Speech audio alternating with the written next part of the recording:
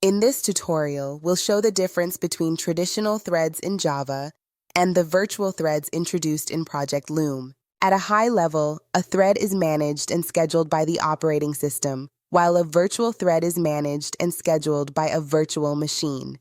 Now, to create a new kernel thread, we must do a system call, and that's a costly operation. That's why we're using thread pools instead of reallocating and deallocating threads as needed.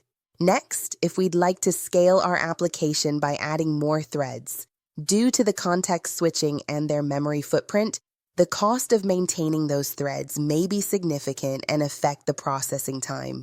Then, usually, we don't want to block those threads, and this results in usages of non-blocking I/O APIs and asynchronous APIs, which might clutter our code. On the contrary, virtual threads are managed by the JVM. Therefore, their allocation doesn't require a system call, and they're free of the operating system's context switch.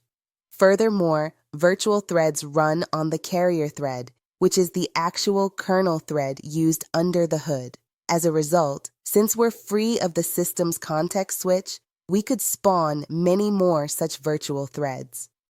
Here, the first entry is the standard-to-string output of the kernel thread. Now, we see in the output that the virtual thread has no name, and it's executing on a worker thread of the fork join pool from the carrier threads thread group. As we can see, regardless of the underlying implementation, the API is the same, and that implies we could easily run existing code on the virtual threads. It is a continuation and a scheduler that together make up a virtual thread. Now, our user mode scheduler may be any implementation of the executor interface.